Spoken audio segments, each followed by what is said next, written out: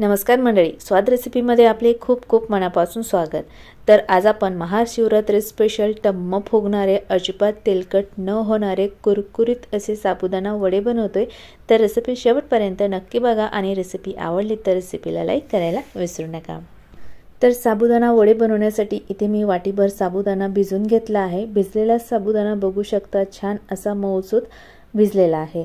आता हा भिजलेला साबुदाणा थोड्या वेळासाठी बाजूला ठेवू। त्यानंतर आपल्याला मिक्सरचं भांडं घ्यायचं आहे आणि भांड्यामध्ये खमंग भाजलेले अर्धी वाटी शेंगदाणे टाकून घ्यायचे आहेत। शेंगदाण्यामध्ये 2 हिरव्या मिरच्यांचे तुकडे टाकायचे आणि शेंगदाणे आणि मिरची जाडसर ग्राइंड करून घ्यायची आहे। तर बघू शकता शेंगदाणे आणि मिरची मी छान अशी जाडसर ग्राइंड करून घेतली आहे। आता ग्राइंड केलेली शेंगदाणे आणि मिरची सुद्धा आपल्याला थोड्या वेळासाठी बाजूला ठेवून द्यायची। त्यानंतर इथे मी 2 मध्यम आकाराचे 2 बटाटे उकडून घेतले आहे।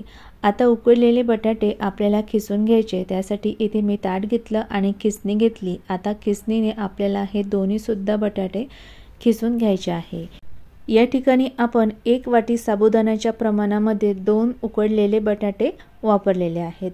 तर इथे मी आता दोन्ही सुद्धा बटाटे खिसून घेतले। खिसणीला लागलेला सर्व बटाटा काढून घ्यायचा आहे आणि त्यानंतर या बटाट्यामध्ये आता भिजवलेला साबुदाणा टाकून घ्यायचा आहे। त्याचबरोबर आपण जे मिरची आणि शेंगदाणे जाडसर वाटून घेतले होते ते सुद्धा सर्व टाकून घ्यायचे। त्यानंतर यामध्ये 1 चमचा लाल मिर्च पावडर आणि चवीनुसार यामध्ये आपल्याला 1 चमचाभर मीठ टाकून घ्यायचं आहे।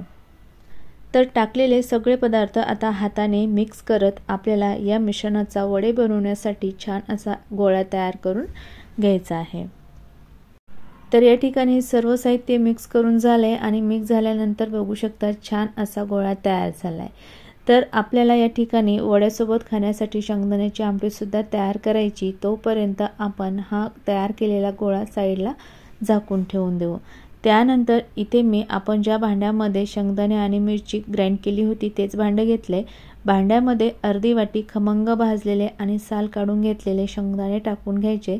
त्यानंतर 2 चमचे साखर टाकायची, अर्धा चमचा मीठ टाकायचे, 2 हिरव्या मिरच्यांचे तुकडे आणि त्यानंतर यामध्ये 4 चमचे दही टाकून घ्यायचे। सुरुवातीला हे साहित्य पाणी न टाकता ग्राइंड करायचे आणि त्यानंतर थोडंसं पाणी टाकून आमटी ग्राइंड करून घ्यायची आहे। तर बघू शकता इथे मी आपली शेंगदाण्याची आमटी ग्राइंड करून घेतली। ग्राइंड केलेल्या आमटीचा थिकनेस बघू शकता, खूप घट्ट नाही आणि खूप पातळ नाही अशी ग्राइंड करून घेतली आहे। तर एकदम मस्त अशी आंबट गोड तिखट चवीची शेंगदाण्याची आमटी तयार झाली। आता ही शेंगदाण्याची आमटी थोड्या वेळासाठी आपण बाजूला ठेवून देऊ। त्यानंतर आता आपण साबुदाणा वडे बनवून घेऊ। तर हे साबुदाण्याचं पीठ आपल्या हाताला चिटकू नये म्हणून आपल्याला हाताला थोडंसं तेल लावायचे आणि त्यानंतर या पिठामधून वडा बनवण्यासाठी पीठ तोडून घ्यायचे आणि हातावर हे पीठ असं फिरून घ्यायचे। त्यानंतर दोन्ही हाताच्या मध्ये हे पीठ असं दाबायचे। तर बघू शकता एकदम मस्त असा गोल गोल साबुदाणा वडा तयार झाला आहे। तर आता हा वडा मी ताटामध्येच ठेवते आणि परत एक तुम्हाला वडा बनवून दाखवते। सेम पद्धतीने पीठ तोडून घ्यायचे, हातावर फिरून घ्यायचे आणि त्यानंतर दोन्ही हाताच्या मध्ये या पिठावरती असा दाब द्यायचा आहे। तर बघू शकता दुसरा सुद्धा साबुदाणा वडा तयार झालाय। तर या ठिकाणी सेम पद्धतीने मी काही आपले साबुदाणा वडे बनवून घेतलेले आहेत। आता हे बनवलेले वडे आपण तेलामध्ये तळून घेऊ।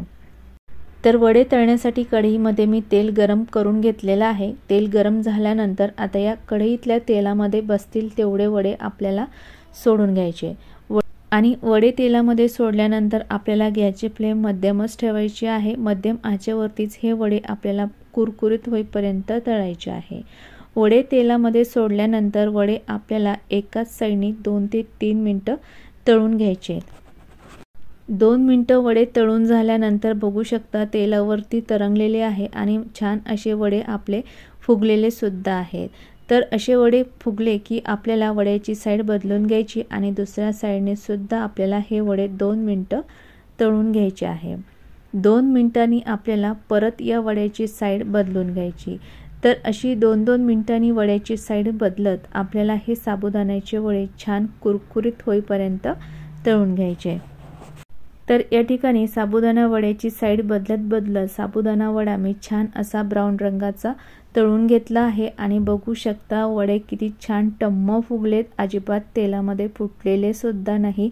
एकदम मस्त कुरकुरीत वडे तळून झाले आणि बघू शकता हे वडे अजिबात तेलकटसुद्धा झालेले नाही।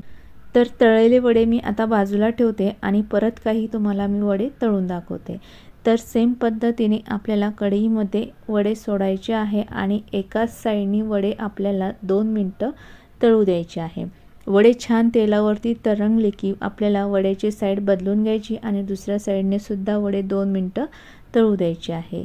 तर अशी थोड्या थोड्या वेळानेच आपल्याला वड्याची साईड बदलत हे वडे सुद्धा छान ब्राऊन रंगाचे मध्यम आचेवरती तळून घ्यायचे।